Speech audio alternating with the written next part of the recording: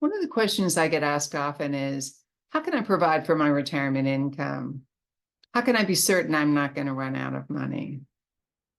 Hi, I'm Sally Boyle, founder of S.J. Boyle Wealth Planning, a advisor to folks anticipating retirement in the next 5 to 10 years. One of the things that people think about as they approach retirement is how to put together their retirement income. That is replacing their current paycheck with a retirement paycheck. And the fact is, the earlier that you plan for this, the more options there are available to you. Because like so many things, in planning, you're going to consider a combination of strategies. And some of these strategies take some time to come to full benefit. So being strategic about planning your income and diversifying those income sources, it's much like diversifying your investments. You reduce the risk associated with your income, and you enhance the possibility that your assets, the remaining assets, will last you for a lifetime. So what are some of the alternative income sources? Well, first, there's guaranteed income. And guaranteed income is income that you'll have for life. It is important in retirement because it plays a big part in reducing the risk of running out of money.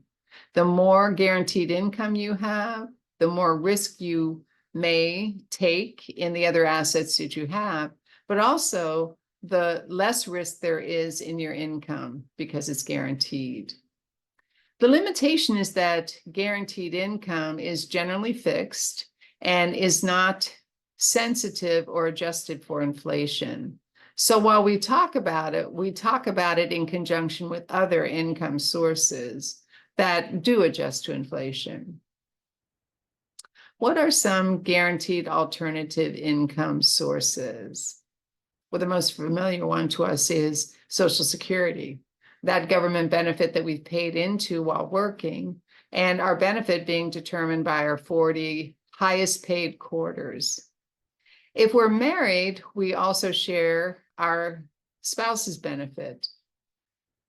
Now, the timing of when we take Social Security is flexible. We can take it anywhere from age 62 to age 70, the benefit increasing the longer we delay it.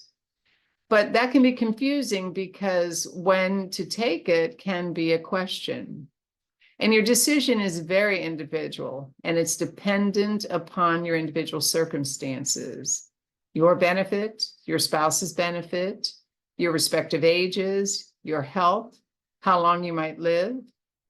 So the analysis includes looking at different alternative filing situations for both of you and finding that combination that results in the highest long-term income.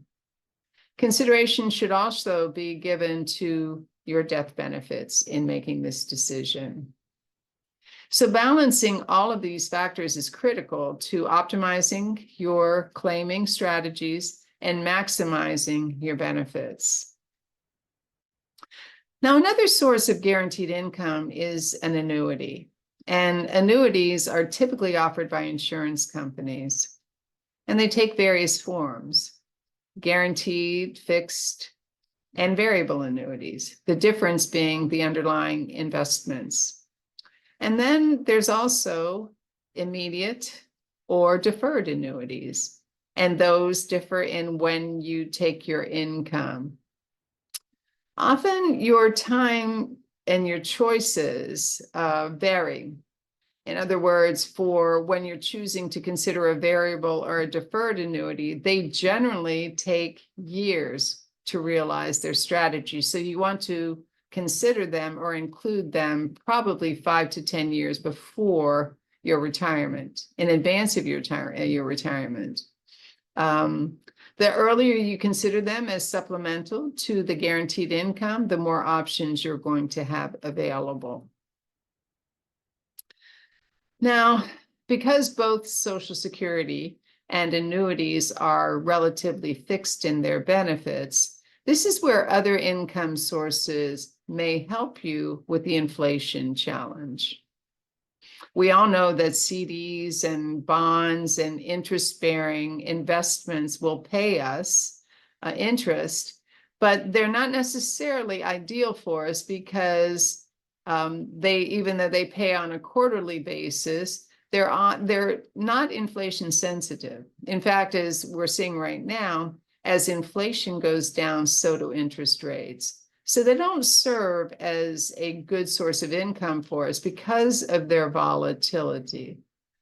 The other negative for CDs and taxable bonds is that they're generally taxable, and in the higher tax brackets, quite often their after-tax income does not keep pace with inflation.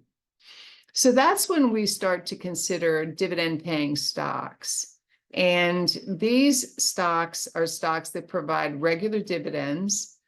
They can serve as a consistent source of income for us.